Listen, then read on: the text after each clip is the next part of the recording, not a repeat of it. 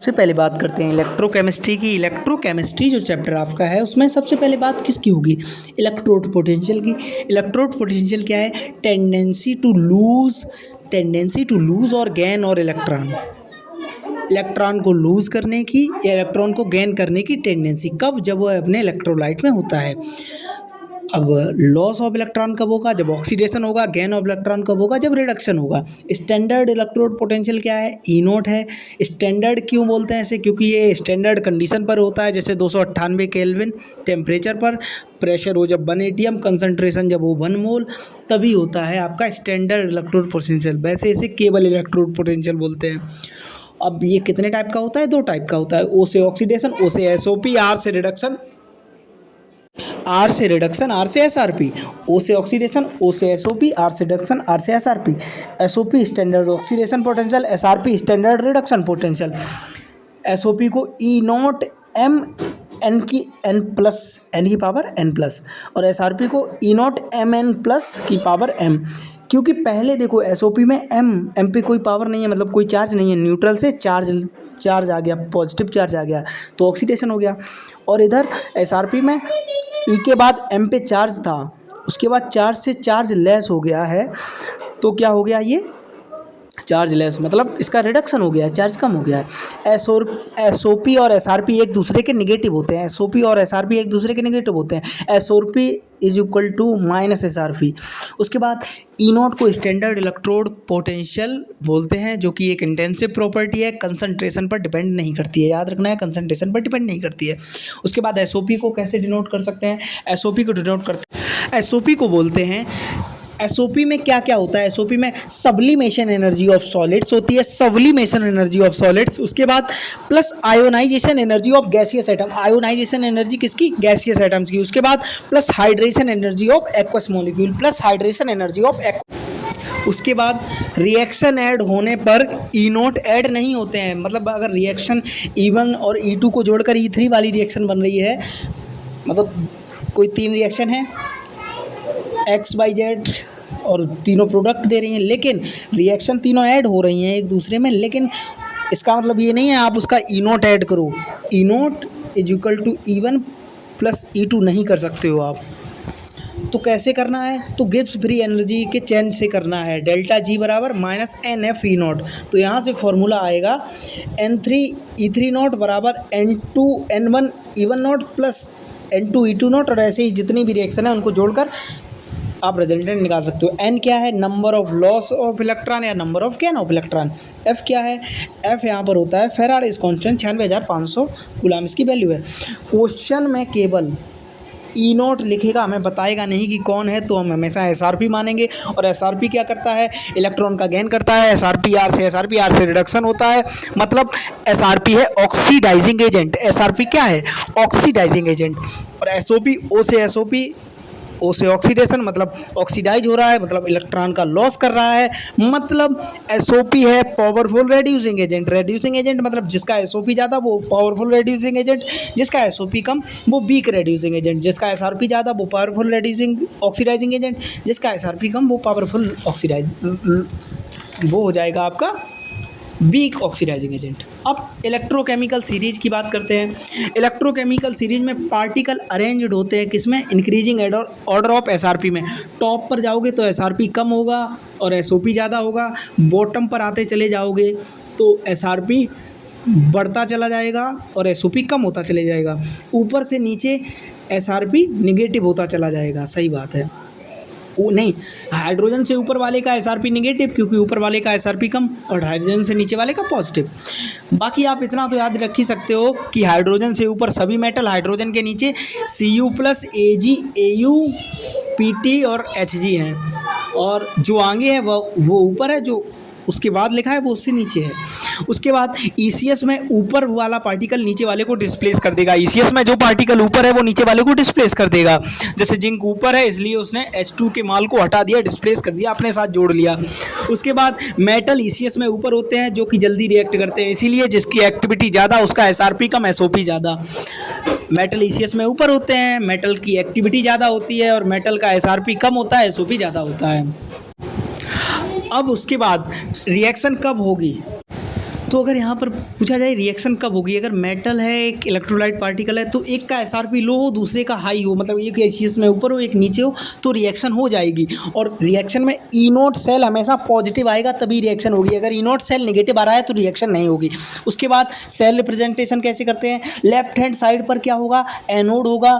Anode मतलब left hand side पर oxidation हो रहा होगा, जैसा इस मैं देख सकते हो आप। C1 क्या है, कंसंट्रेशन है, बीच में दो बड़े बड़े डंडे, सॉल्ट ब्रिज के डंडे, सॉल्ट ब्रिज के डंडे। उसके बाद राइट हैंड साइड आ जाएगी, राइट हैंड साइड पे क्या होगा, कैथोड होगा। कैथोड का क्या होगा, रिडक्शन होगा। इसीलिए जो एनोड है ऑक्सीडेशन जिसका हो रहा है लेफ्ट हैंड साइड पे, उस पर देखो पहले ऑक्सीडेशन नंबर 0 था, उसके बाद प्लस का कुछ हो गया, क्यों, क्योंकि ऑक्सीडेशन हो गया। उसके बाद सॉल्ट ब्रिज के दो बड़े बड़े डंडे आए। उसके बाद क्या हुआ, कैथोड पे रिडक्शन हो रहा है, पहले कुछ चार्ज था एम के ऊपर, उसके बाद चार्ज चला गया, क्यों, क्योंकि उसका हो गया रिडक्शन। तो right hand side, left hand side पे एनोड है, एनोड का हो रहा है ऑक्सीडेशन, बीच में सॉल्ट ब्रिज के दो बड़े बड़े डंडे, और राइट हैंड साइड पे है कैथोड, कैथोड का हो रहा है रिडक्शन।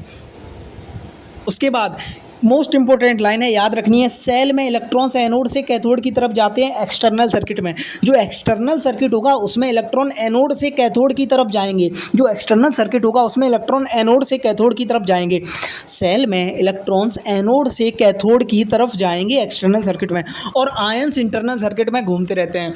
आयंस इंटरनल सर्किट में घूमते रहते हैं इंटरनल सर्किट में कौन, आयंस, लेकिन एक्सटर्नल सर्किट में एनोड से कैथोड की तरफ कौन जाते हैं, इलेक्ट्रॉन्स जाते हैं। उसके बाद ई नोट सेल कैसे निकालना है, स्टैंडर्ड ईएमएफ ऑफ सेल कैसे निकालना है, एक फॉर्मूला है ई एनोड मतलब एसओपी प्लस ई कैथोड, कैथोड एसआरपी वाला, इन दोनों को जोड़ लो। लेकिन ये फॉर्मूला हम यूज़ नहीं करेंगे, हम ज़्यादातर कौन सा यूज करते हैं, ई नोट कैथोड माइनस ई नोट एनोड, एक का एसआरपी ज़्यादा एक का एसआरपी कम। ज़्यादा कौन सा मानेंगे, अगर क्वेश्चन में जिसकी ई नोट वैल्यू ज़्यादा दी जाए, जैसे 0.74 और 0.43, तो 0.74 वाले को कैथोड मान लो, 0.43 वाले को एनोड, क्योंकि जिसकी एसआरपी वैल्यू ज़्यादा है, जिसकी ई नोट वैल्यू ज़्यादा उसे कैथोड मान लो, जिसकी ई नोट वैल्यू कम उसे एनोड मान लेंगे, ये पॉइंट लिख रखा है। और अगर ई नोट नेगेटिव आता है तो रिएक्शन नहीं होगी, इसलिए ई नोट पॉजिटिव आना चाहिए। उसके बाद टाइप्स ऑफ सेल्स, सेल्स कितने टाइप के होते हैं, electrochemical cell, electrolytic cell. Electrochemical cell क्या करता है, केमिकल एनर्जी को इलेक्ट्रिकल एनर्जी में बदलता है। इलेक्ट्रोकेमिकल सेल केमिकल एनर्जी को इलेक्ट्रिकल एनर्जी में बदलता है। स्पॉन्टेनियस रिएक्शन होती है, डेल्टा जी कम होता है, किससे, 0 से भी कम होता है, मतलब डेल्टा जी नेगेटिव होता है, डेल्टा जी नेगेटिव होता है, डेल्टा जी नेगेटिव होता है। Example Daniell cell, galvanic cell और voltaic cell, Daniell cell, galvanic cell और वोल्टिक सेल। इलेक्ट्रोलिटिक सेल क्या है, इलेक्ट्रोलिटिक सेल क्या है, इलेक्ट्रिकल एनर्जी को बदलते हैं केमिकल एनर्जी में, इलेक्ट्रिकल एनर्जी को बदलते हैं केमिकल एनर्जी में। इलेक्ट्रोलिटिक सेल इलेक्ट्रिकल एनर्जी को केमिकल एनर्जी में बदलते हैं। नॉन स्पॉन्टेनियस रिएक्शन होती है, नॉन स्पॉन्टेनियस रिएक्शन होती है, मतलब डेल्टा जी पॉजिटिव होता है, डेल्टा जी पॉजिटिव होता है, डेल्टा जी पॉजिटिव होती है। इलेक्ट्रोलिसिस ऑफ मोल्टेन NaOCl, इसका एग्जांपल क्या है, इलेक्ट्रोलिसिस ऑफ मोल्टेन NaOCl। उसके बाद सॉल्ट ब्रिज क्या है, सॉल्ट ब्रिज एगार एगार प्लस इनर्ट इलेक्ट्रोलाइट से बनता है, एगार एगार प्लस इनर्ट इलेक्ट्रोलाइट से बनता है। कंप्लीट करता है सर्किट को, continuous the supply current, circuit को कंप्लीट करता है, कैसे, करंट को कंटिन्यू सप्लाई करके, करंट को कंटिन्यू सप्लाई करके ये सर्किट को कंप्लीट करता है। उसके बाद रिमूव द चार्ज, चार्ज को कम ज़्यादा करता है, किसके द्वारा, by movement of ions, ions की मूवमेंट के द्वारा चार्ज को कम ज़्यादा करता है, कौन, सॉल्ट ब्रिज। उसके बाद remove LJP, liquid junction potential को कौन रिमूव करता है, salt bridge, liquid junction potential को कौन रिमूव करता है, सॉल्ट ब्रिज। उसके बाद सॉल्ट ब्रिज की बात हो गई, अब हाफ सेल की बात कर लेते हैं। हाफ सेल क्या कहता है, हाफ सेल कहता है या तो केवल ऑक्सीडेशन होगा या तो केवल रिडक्शन होगा। हाइड्रोजन का इनोट कैथोड व एनोड दोनों पर 0 होता है, हाइड्रोजन का इनोट एनोड व कैथोड दोनों पर 0 होता है, इसलिए जब क्वेश्चन में हाइड्रोजन की बात होगी तो एक चीज 0 हो जाएगी, इसलिए हाइड्रोजन हाफ सेल होता है। हाइड्रोजन में या तो रिडक्शन होगा या तो ऑक्सीडेशन होगा। उसके बाद क्वेश्चन सॉल्व में अगर देखें, जिसका इनोट कम वो एनोड, जिसका इनोट ज्यादा वो कैथोड, और डेल्टा ई कैसे निकाल लेंगे, डेल्टा इनोट निकाल लेंगे, ई कैथोड माइनस ई एनोड, तो जिसका इनोड वैल्यू ज़्यादा वो कैथोड, जिसका इनोड वैल्यू कम वो एनोड। उसके बाद लेटिमर डायग्राम क्या है, अलग अलग ऑक्सीडेशन स्टेट वाले एलिमेंट को डिक्रीजिंग ऑक्सीडेशन नंबर की सीरीज में लिखना लेटिमर डायग्राम होता है। और अगर क्वेश्चन आ जाए तो कैसे करेंगे, क्वेश्चन में कुछ नहीं, लेफ्ट हैंड साइड वाले का इनोट राइट हैंड साइड वाले के इनोट से ज़्यादा हो, लेफ्ट हैंड साइड वाले का इनोट राइट हैंड साइड वाले इनोट से कम हो, लेफ्ट हैंड साइड का इनोट कम और राइट हैंड साइड का इनोट ज़्यादा। और क्वेश्चन ऐसे पूछेगा कि कहाँ पर डिस्प्रोपोर्शन हो रहा है, तो डिस्प्रोपोर्शन वहीं पे होगा जहां पर लेफ्ट हैंड साइड का इनोट राइट हैंड साइड वाले से कम होगा।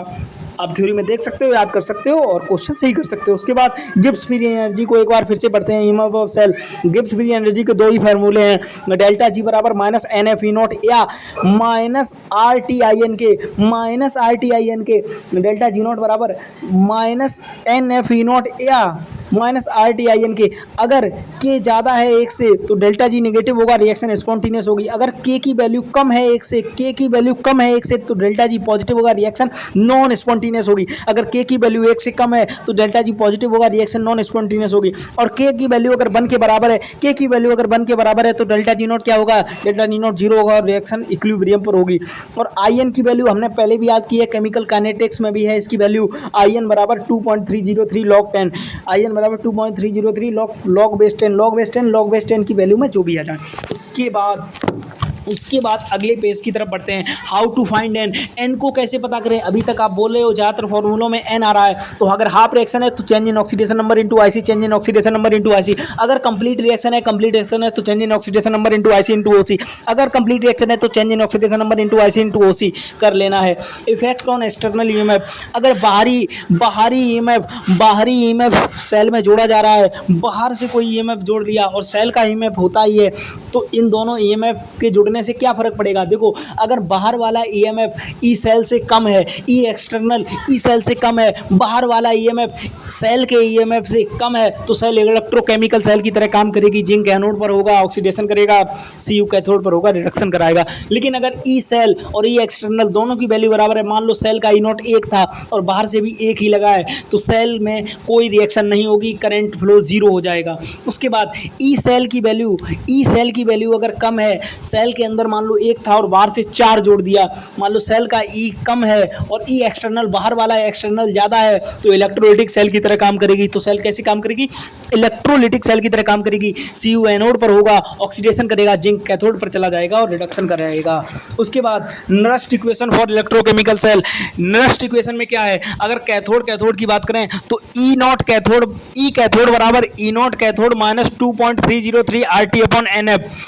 केवल कैथोड की बात करें तो ई कैथोड बराबर E naught cathode minus 2.303 RT NF upon log 1 upon cathode की कंसंट्रेशन। लेकिन एनोड में सब कुछ सेम रहेगा, बस कैथोड की कंसंट्रेशन ऊपर चली जाएगी। ई एनोड बराबर ई नॉट एनोड अलग होता है, ये अलग होता है, ये तो आपको पता ही है, minus 2.303 RT NF up into log C1 ये ऊपर क्यों चला गया, क्योंकि कैथोड की कंसंट्रेशन नीचे और एनोड की ऊपर होती है।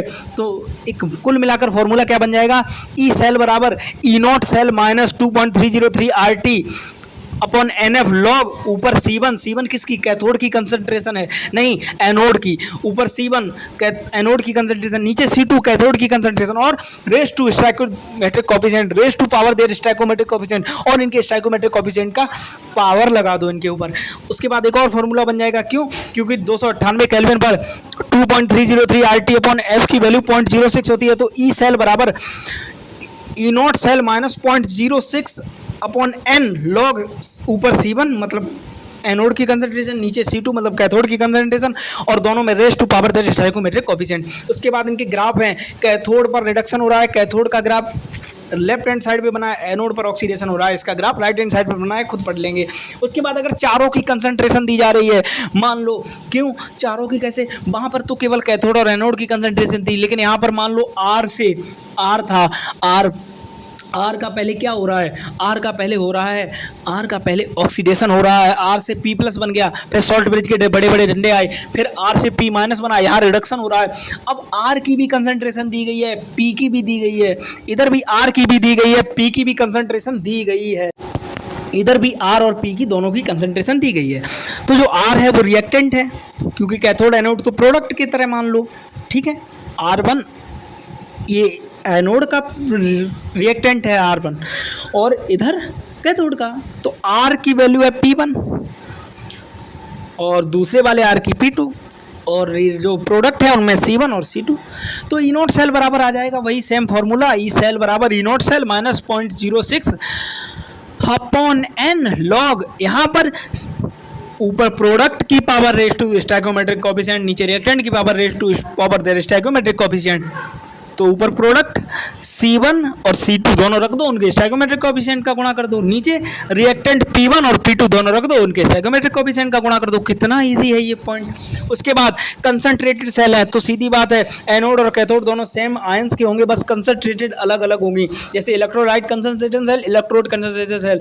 इलेक्ट्रोलाइट कंसंट्रेशन सेल का फॉर्मूला थोड़ा अलग है, इसलिए हमने इसे लिख दिया क्या कि ई नॉट सेल, इसका ई सेल बराबर 0.06/2 लॉग कैथोड की ऊपर हो जाएगी या एनोड की नीचे, तो C2 stoichiometric coefficient upon C1, C2 C1 अदल बदल जाएंगी।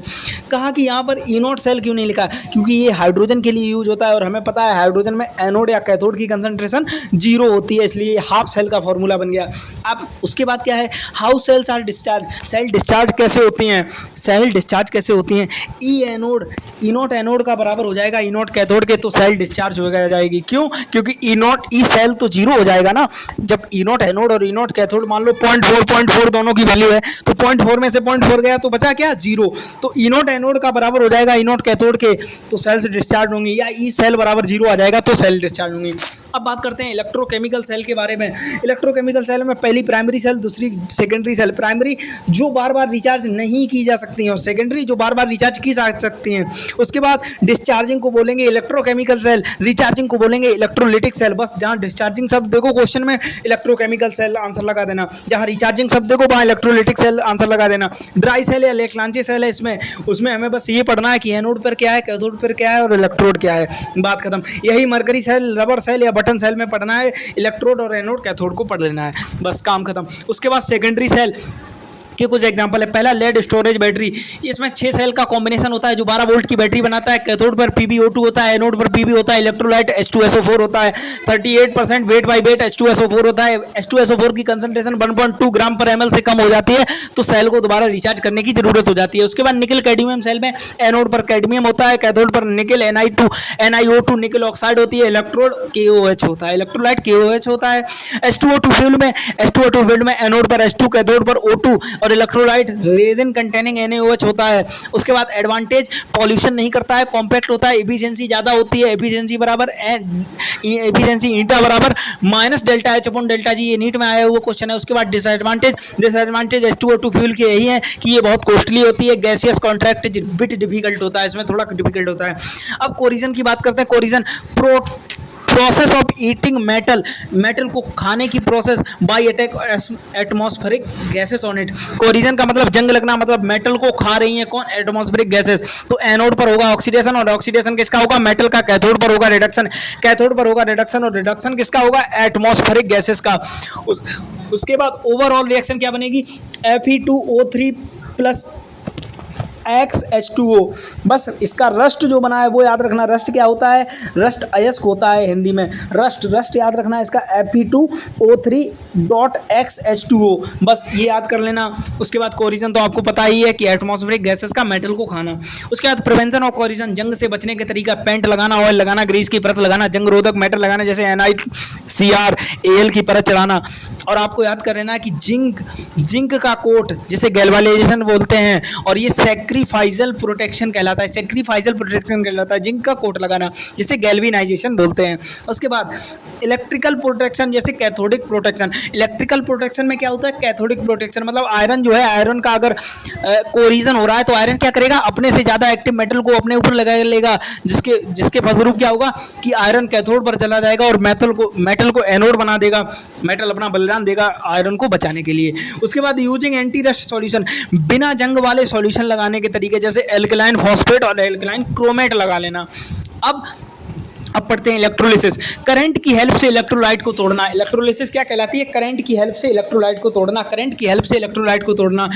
जैसे इलेक्ट्रोलाइट या आयनिक सॉलिड पिघलाकर मोल्टन स्टेट या फ्यूज स्टेट पानी में घोलकर, मतलब एक्वस फेज। उसके बाद इलेक्ट्रोलिटिक सेल क्या करती है, नॉन स्पॉन्टेनियस रिएक्शन होती है, डेल्टा जी पॉजिटिव होता है, केमिकल एनर्जी में बदल देती है इलेक्ट्रिकल एनर्जी को। उसके बाद इनर्ट इलेक्ट्रोड क्या है, जो ऑक्सीडेशन और रिडक्शन में भाग नहीं लेते, वर्क एज सोर्स और सिंक की तरह काम करते हैं, जैसे ग्रेफाइट, प्लेटिनम, मरकरी।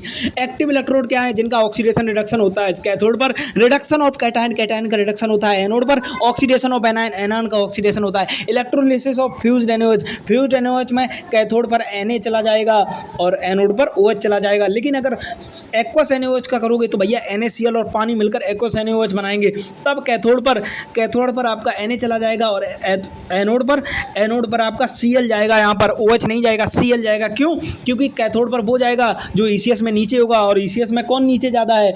हाइड्रोजन है ज़्यादा नीचे या Na? तो हमने पढ़ा था कि मेटल तो ऊपर होती हैं, इसका मतलब हाइड्रोजन नीचे है, इसलिए हाइड्रोजन कैथोड पर आ गया। और एनोड पर वो एनायन पहले इलेक्ट्रॉन देगा जिसके पास ऑक्सीजन कम हो, एक्सेप्ट फ्लोरीन। अगर फ्लोरीन है तो जिसके पास ज़्यादा ऑक्सीजन होंगी वो दे देगा। तो यहाँ पर Cl के पास ऑक्सीजन कम है, इसलिए Cl को एनोड पर भेज दिया। उसके बाद अगली इंपॉर्टेंट लाइन याद रखनी है कि फर्स्ट है, सेकंड है और एल्यूमिनियम आज दीज मेटल, ये सारी मेटल ऑब्टेन करती हैं इलेक्ट्रोलाइटिक रिडक्शन। क्यों? क्योंकि अपने फ्यूज सॉल्ट में इलेक्ट्रोलाइटिक रिडक्शन को ये सारी मेटल ऑब्टेन करती हैं। क्यों? क्योंकि ये सारी मेटल खुद में एक पावरफुल रिड्यूसिंग एजेंट है। उसके बाद याद रखना है कि amount of x dissolve from anode, जो एनोड पर एक्स अमाउंट डिजॉल्व होगी वही अमाउंट कैथोड पर डिपॉजिट होगी, जमा होगी। बात खत्म। इसके बाद अगले पेज में आ जाते हैं क्वेश्चन सॉल्विंग के लिए। ये पेज है, क्या है? एल में अगर आयंस का चार्ज पूछा गया है तो जितने आयंस हों, जैसे +3 आयन है अगर एल में, तो 3 इंटू चार्ज ऑफ इलेक्ट्रॉन का गुणा कर दो तो आयन का चार्ज आ जाएगा। लेकिन अगर मोल का चार्ज पूछा जाए तो mole into n into 96,500। n क्या है? नंबर ऑफ आयंस या नंबर ऑफ चार्ज या नंबर ऑफ इलेक्ट्रॉन्स। तो चार्ज इन कूलम अगर मोल का पूछा जाए तो मोल इंटू n इंटू 96,500। उसके बाद एक फॉर्मूला बहुत फेमस है, वो याद रखना है, नंबर ऑफ फैराडे पास्ट या I इंटू टी अपॉन 96,500 बराबर ग्राम इक्विवेलेंट डिपॉजिटेड कैथोड बराबर ग्राम इक्विवेलेंट डिपॉजिटेड एनोड। मतलब ग्राम इक्विवेलेंट को बराबर कर देना है किसके? नंबर ऑफ फैराडे पास्ट के, और आपके आंसर निकलते रहेंगे धड़ाधड़। उसके बाद फैराडे का फर्स्ट लॉ क्या है? W बराबर ZIT या W बराबर ZQ, जहाँ Z बराबर क्या है? Electrochemical equivalent. उसके बाद फैराडे का सेकंड लॉ W1/W2, मतलब equivalent weight deposited first cell. उसके बाद W2/E2 बराबर है 1 gram equivalent of second cell. दोनों की ग्राम इक्विवेलेंट को बराबर करना ही फैराडे का सेकंड लॉ है। उसके बाद if current efficiency eta is given, अगर करंट एफिशिएंसी दी जाए तो नंबर ऑफ फैराडे पास्ट या Q into IT into I into T upon 96,500 में गुणा कर दो ईटा अपॉन 100 का। ईटा परसेंटेज में दिया जाएगा तो eta upon 100 into number of Faraday pass बराबर ग्राम इक्विवेलेंट डिपॉजिट कर देंगे।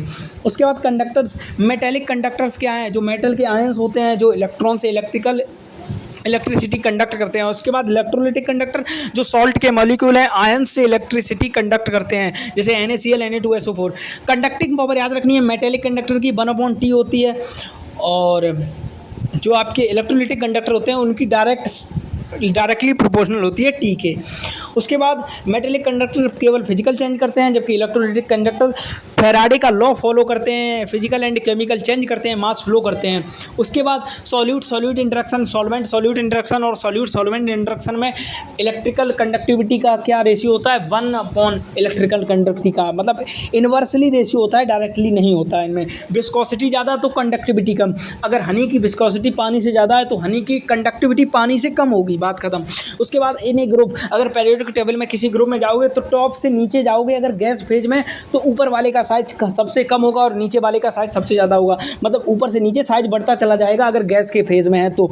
लेकिन अगर ग्रुप में जा रहे हो आप और एक्वस फेज में हो तो ऊपर वाले का साइज सबसे ज़्यादा होगा और नीचे आते आते साइज कम होता चला जाएगा। तो सीधी बात, साइज कम तो इलेक्ट्रिकल कंडक्टिविटी ज़्यादा, आयनिक मोबिलिटी ज़्यादा। मतलब जिसकी आयनिक मोबिलिटी ज़्यादा उसकी इलेक्ट्रिकल कंडक्टिविटी ज़्यादा। बात खत्म। उसके बाद आयनिक मोबिलिटी सबसे ज़्यादा H+ की होती है, उसके बाद OH- की। तो H+ OH- आंसर में आगे रहेंगे ड्यू टू जंपिंग मैकेनिज्म या ग्रोथस डॉपर मैकेनिज्म। बात खत्म। उसके बाद एक बात और याद रखनी, एसिड की आयनिक मोबिलिटी ज़्यादा तो बेस की कम। सही है, H+ की सबसे ज़्यादा, उसके बाद OH- की, उसके बाद एसिड की सबसे ज़्यादा होगी तो K+ की ज़्यादा, उसके बाद बेस की कम तो CH3COO की कम। और इसमें याद क्या रखना है कि H+ और OH- एक दूसरे के आगे पीछे शुरू में रहेंगे, उसके बाद एसिड की ज़्यादा तो प्लस वाले आएंगे और बेस की कम। यही ऑर्डर किसका है? इलेक्ट्रिकल कंडक्टिविटी का। उसके बाद अगर वॉल्यूम कम, कंसंट्रेशन ज़्यादा तो अल्फा ज़्यादा, तो नंबर ऑफ आयंस ज़्यादा, और नंबर ऑफ आयंस ज़्यादा तो इलेक्ट्रिकल कंडक्टिविटी ज़्यादा। बेसिक सी बातें याद रखना। उसके बाद कंडक्टेंस G और C बराबर क्या होता है? कंडक्टेंस होती है G बराबर 1/R, प्रतिरोध का उल्टा। इसके लिए इसकी यूनिट ओम इनवर्स या साइमन एक इंपॉर्टेंट यूनिट है किसकी? कंडक्टेंस की। उसके बाद स्पेसिफिक रेसिस्टेंस या रेसिस्टिविटी रो जिसे बोलते हैं, रो बराबर क्या होता है, आर बराबर रो इंटू एल अपॉन ए। वैसे ही रो बराबर हो जाता है रो बराबर आर इंटू एल अपॉन ए, रो बराबर आर इंटू एल अपॉन ए। और एल अपॉन ए क्या होता है, सेल कांस्टेंट। सेल कांस्टेंट अगर किसी क्वेश्चन में सेल कांस्टेंट पूछा जा रहा है तो एल अपॉन ए पूछा जा रहा है। यूनिट ऑफ रो क्या है, ohm centimetre, ohm centimetre unit of rho है। उसके बाद स्पेसिफिक कंडक्टेंस या कंडक्टिविटी जैसे कापा बोलते हैं, स्पेसिफिक कंडक्टेंस या कंडक्टिविटी जैसे कापा बोलते हैं, ये रेसिस्टिविटी की उल्टा है। कापा के बराबर 1 अपॉन रो, 1 अपॉन रो, तो के बराबर L upon A into R, L upon A into R. और इसके बाद नीचे एक ग्राफ है, इसको हम खुद ही देख लेंगे। अगले पेज में जाते हैं। अब मोलर कंडक्टिविटी और इक्विवेलेंट कंडक्टिविटी को पढ़ते हैं। All ions in 1 molar electrolyte में, 1 मोल इलेक्ट्रोलाइट में जो करंट होता है उसे मोलर कंडक्टिविटी, और 1 ग्राम इक्विवेलेंट में इलेक्ट्रोलाइट में जो करंट होता है उसे इक्विवेलेंट कंडक्टिविटी बोलते हैं। फॉर्मूला एक ही है क्या, लैम्डा एम बराबर K into volume in litre, उधर लैम्डा एन बराबर K into volume in litre, lambda M बराबर K into 1000 upon M, lambda M बराबर के इंटू 1000 अपॉन एम। उसी तरह लैम्डा एन बराबर के इंटू 1000 अपॉन एन, उधर molarity है नीचे, इधर नॉर्मलिटी है नीचे। Relation between lambda M and lambda N, connection relation पूछा जा रहा है किसमें, मोलर कंडक्टिविटी और इक्विवेलेंट कंडक्टिविटी में। तो यहाँ पर जैसे हम रेडॉक्स में पढ़ते थे ना मिली फांसी, ये साइड में लिखा है ना एन बराबर एम इंटू एफ, वैसे ही यहाँ थोड़ा उल्टा हो जाएगा, मिली ना फांसी, मिली ना फांसी। लैम्डा एम बराबर lambda N into F, F क्या है बैलेंस फैक्टर, मिली ना फांसी, मिली ना फांसी, इतना याद रख लेना, बस इसी से क्वेश्चन कर लेना। उसके बाद 2 ग्राफ यहाँ भी दिए हैं। स्ट्रॉन्ग इलेक्ट्रोलाइट का स्ट्रेट लाइन में ग्राफ जा रहा है नीचे की तरफ, और वीक इलेक्ट्रोलाइट का एकदम कटोरे जैसा ग्राफ जा रहा है, ये हम खुद देख लेंगे। उसके बाद एक और यहाँ पर रिलेशन याद रखना कि सी ज़्यादा तो अल्फा ज़्यादा, अल्फा ज़्यादा नंबर ऑफ आयन ज़्यादा, इसमें से कुछ भी ज़्यादा, या टेम्परेचर ज़्यादा तो लैम्डा एम या लैम्डा एन ज़्यादा, मतलब कंडक्टिविटी ज़्यादा। सी ज़्यादा, अल्फ़ा ज़्यादा, नंबर ऑफ आयंस ज़्यादा या टेम्परेचर ज़्यादा, तो इतना याद रखना, इनमें से कुछ भी अगर जो मैंने ज़्यादा बोला है ज़्यादा हुआ तो लैम्डा एम या लैम्डा एन या कंडक्टिविटी ज़्यादा होगी। उसके बाद आखिरी आपका टॉपिक क्या है, कोलराउस लॉ। कोलराउस लॉ क्या कहता है, lambda M infinity, lambda M infinity क्या है, molar conductivity at infinite dilution, यही लिमिटिंग आयनिक कंडक्टिविटी है, आयन और एनायन की बात खत्म। उसके बाद क्या, lambda M infinity M is equal to sum of limiting ionic conductivity cation of anion. इनका कहना है कि लैम्डा एम इन्फिनिटी क्या है, एनायन और कैटायन की आयनिक कंडक्टिविटी के एडिशन के बराबर होता है। फॉर्मूला क्या है याद करने के लिए, लैम्डा एम इन्फिनिटी बराबर lambda infinity cation plus lambda infinity anion. बस स्टोइकोमेट्रिक कोफिशिएंट का गुणा और करना है किसमें, मोलर कंडक्टिविटी में। लेकिन नॉर्मलिटी वाले में, लैम्डा एन इन्फिनिटी वाले में स्टोइकोमेट्रिक कोफिशिएंट का गुणा नहीं करना है। देखो मैंने कहीं एक्स और वाई का गुणा किया नहीं, क्योंकि इसमें नहीं करना है, ग्राम इक्विवेलेंट हमेशा बराबर होते हैं दोनों के, इसलिए इक्विवेलेंट कंडक्टिविटी में कोफिशिएंट का गुणा नहीं करना है, बस इतना फॉर्मूला याद रखना है। डिग्री ऑफ डिसोसिएशन क्या होता है, अल्फा बराबर ऊपर molar conductivity upon molar conductivity at infinite dilution, मतलब lambda C M upon lambda infinity. और लैम्डा इन्फिनिटी जो कोलराउस लॉ में भी यही बताया गया था, कैसे निकालना है, लैम्डा इन्फिनिटी एम बराबर कैटायन की लैम्डा इन्फिनिटी प्लस एनायन की लैम्डा एम, कैटायन की लैम्डा एम, एनायन की। मान लो लैम्डा इन्फिनिटी एम पूछी गई है और कैटायन की 4 दी गई और एनायन की 2, तो 4 और 2 जोड़ लो तो लैम्डा इन्फिनिटी एम 6 हो जाएगी। बस लैम्डा इन्फिनिटी एम, कैटायन की लैम्डा एम और एनायन की लैम्डा एम जोड़ लेना है। उसके बाद के और के बी में क्या रिलेशन है इसका, के और के बी बराबर C into lambda M C square M upon lambda infinity M, lambda M minus C की माइनस लैम्डा सी एम। ये फॉर्मूले हैं, इनको देख कर के भी याद कर लेना, बस पूरा चैप्टर खत्म हो गया यहाँ से।